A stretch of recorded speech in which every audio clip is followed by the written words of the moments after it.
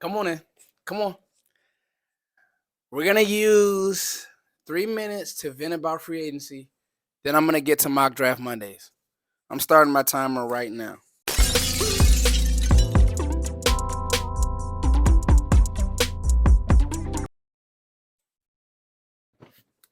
All right.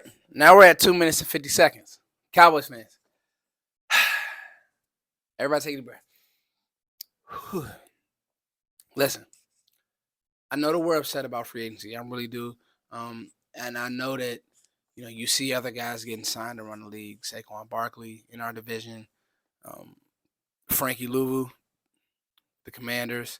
We see some of our former guys, Biotish, Dorrance Armstrong, Austin Eckler, all these guys now with the Commanders. We see Brian Burns go to the Giants. I'm here to tell you guys, though, it's going to be okay. I think the reason why we're so upset is because it's news and the Cowboys didn't get over the hump. And right now, because we didn't feel like we got a name, that we're not going to be a good team. I'm here to tell you, none of those teams right now, on paper, off paper, are better than the Dallas Cowboys right now. I get it. Need left tackle help. I get that. But you still do have the best quarterback in the division. However you want to take that. I'm at a minute. Okay, so we're getting closer because I'm stopping at 3 minutes. However you want to take that. But the Giants don't draft well. They overpaid Daniel Jones. They signed Saquon, I believe, to a one-year deal last year. They weren't bringing Saquon back. But this is the same fan base, Cowboys fans, who didn't want to sign Zeke and thought that was a bad contract. Well, then keep the same energy because you just gave a 27-year-old running back $26 million guaranteed. Philly did. Now, everybody's going to say, oh, the O-line, that O-line is great. Great. Okay, cool. It's the same offensive brain trust that took the ball out of Swift's hands a lot, who I thought Swift was a great runner. He's now in Chicago. And they didn't want to run the ball with Swift. So let's not overreact to every signing. You know, they signed the DN from the Jets. Let's not overreact to every signing. Brian Burns. Okay. Carolina probably held on to him a little too long because they could have got those first round picks from the Rams last year. So I'm at 50 seconds. So let's not overreact to every signing. The Cowboys aren't going to do this because they do draft well. Even last year, I get it. Mozzie didn't plan out how he wanted to year one. Schoonmaker leaves a lot desired, and obviously Overshown got hurt. That was your first three. But the year before that, you hit on Tyler Smith, you hit on Bland, you've hit in a draft where you got CeeDee Lamb and Diggs in the same draft. You hit in the draft where you got a generational player in Micah Parsons. Let's just let everything play out. These teams that are big players, especially day one in free agency, it's because they don't draft well. And I do want the Cowboys to pick up somebody. They need to pick up a linebacker. They can't go into, you guys got 15 seconds. They cannot go into free agency without covering themselves a linebacker. But I think that they will. So let's just let this thing play out. Let's let it play out, y'all. Let's let this thing play out. I'm not apologizing for Stephen Jones. Stephen Jones give me no money. You see, I'm still in my basement. I don't got no money. If anything, Will need to be calling me because my hit rate is likes that when it comes to the draft. But let's let it play out. All right. Let's get into this mock draft because the beautiful thing about it is the way that I drafted with trades, guess what? It hits all the needs. Pollard's gone. Some of y'all didn't even like Pollard this year. Now we're sad he's gone. Pollard's gone. So we're going to talk about this mock draft that we traded back in to get day one production from these guys. Let's go. Got my notes here. Page filled up. In this draft, the Cowboys traded out of the first round. Foots, why would they do that? The Cowboys traded pick 39, and then they got pick 70 from the Giants, and we swapped picks with them in their second round pick. And we wanted to trade these picks because we're looking at the way the board fell at the back half of the draft. We ran out of first round grades, but we said we know that these players that we draft in this clump of players for this exercise, all of these guys help you day one. They come in day one, they hit a need, and they'll play on the football field day one in some sort of capacity in the draft, and you'll get great value for them. Pick number one, you guys hear the sound. I love the sound. The draft sound. That's what I do to draft. Pick number 39 from the Giants, Grant Barton out of Duke. He's a guy that could fall because guard center combos, they just get forgotten about. I think he's the cleanest in the draft.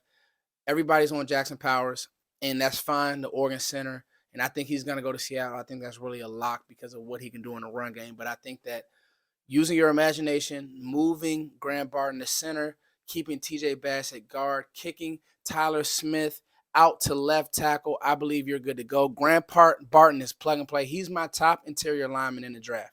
Getting him at 39 will be a steal, and still being able to get good value on other picks. I really feel good about this player. Let's get to pick 56 because this is going to be an interesting one. There goes the sound. Pick 56, Georgia receiver Ladd McConkey. Now, I don't know if he's been mocked around the Cowboys sphere a lot, but a player that I see is not the average white stick him in the slot receiver. I see a guy who could play on the edge. I see a guy who could hold his own on the edge. I really see this is gonna be crazy. I see an Antonio Brown comp because the way he runs routes, the way he stems his routes at the top, and corners just can't get their hands on the guy. He reminds me of Antonio Brown. Now he's not the biggest, but I think it's very. If this receivers class wasn't so loaded, he'd be a first round pick.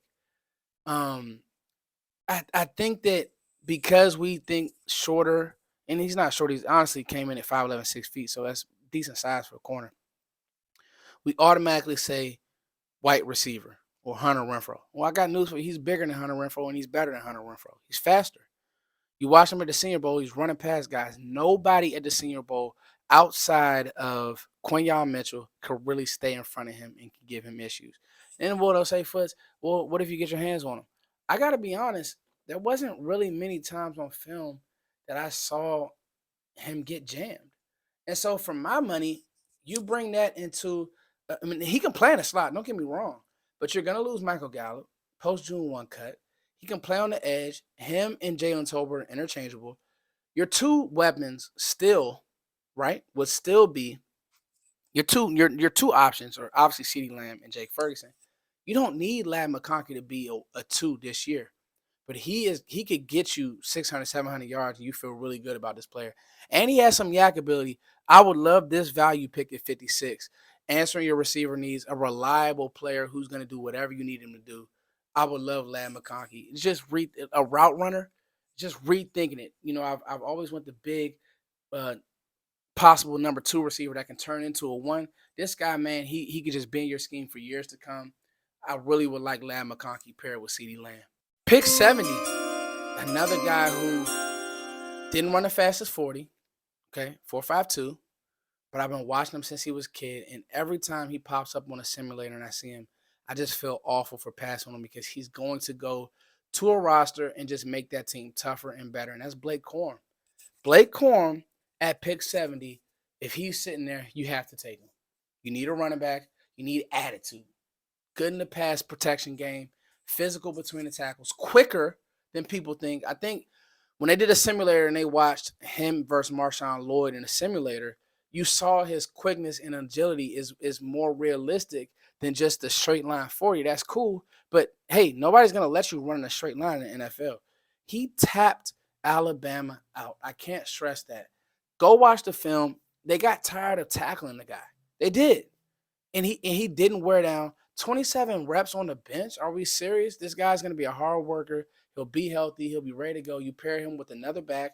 Maybe you do get a Henry. I would still pair him with Henry. You got two guys who can come downhill. Now you got two maniacs to deal with, two bowling balls to deal with, because he's more than just a downhill guy, but he has that in his bag. He won't be denied. I love Blake Corum for the Cowboys. Such a Cowboys pick. You guys let me know what you think about this player because I love Blake Corum. I think he makes a lot of sense for the Cowboys, especially in the third round. You got to do it. And then because we made the trade, you guys hear the sound, pick 87. I would feel really good about this pairing of players. Trevin Wallace. I've been on Trevin Wallace. He was there sitting at the end of the third round. Great value here.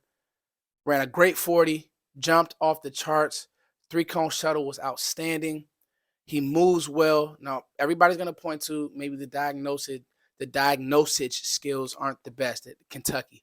But I think for the Cowboys, what you do is you stick them in the middle of that defense. You just say, come downhill. We'll cover the rest. I think the Zimmer can kind of coach some of that stuff out of him. He reminds me of Ivan Pace. He reminds me of those guys that Zimmer has had that he'll give him a role early on. And you pair him with the Overshown, with Micah, flexing in and out of there at some will, at some strong. Micah doing what Micah wants to do. and then you just let these guys go run to the football and play good football, I think that Trevor Wallace will answer needs. And I think that he would be a really good player for Zimmer because Zimmer's no nonsense. So you bring him from that Kentucky scheme to this Cowboy scheme, which Zimmer's just gonna put. He's a very good teacher. So he's gonna teach this guy, hey, this is what we need you to do. We don't coverage. We'll get to that part of it. But year one, year two, hey, I want you to watch Eric Kendrick's film, and I want you to see how he covered the box and how he played the box and how he played blocks and how he played run fits. And you're going to use that speed and that strength to do those things. And I think that Trevor Wallace can do it. I've been very high on him from the beginning of the process. You get him at the end of the third round, it makes a lot of sense. So, in closing, Graham Barton, Lad McConkey, Blake Corum, and Trevor Wallace, that's a haul to me. That's a haul. And that's not just a haul, but that's a haul that these guys help you day one on your team, all of them, whether it's special teams, whether it's in spurts here, because you still have the best quarterback, the best receiver, and the best defensive player in the East. That's at least the East. You'll patch up the rest, and the Cowboys will be fine. It's your boy Foots. You guys let me know what you think of this mock draft. Mock draft Mondays. I'm going to keep it going even after free agency, no matter what wave of free agency it is. Round wave 1, wave 2, wave 3. You guys let me know.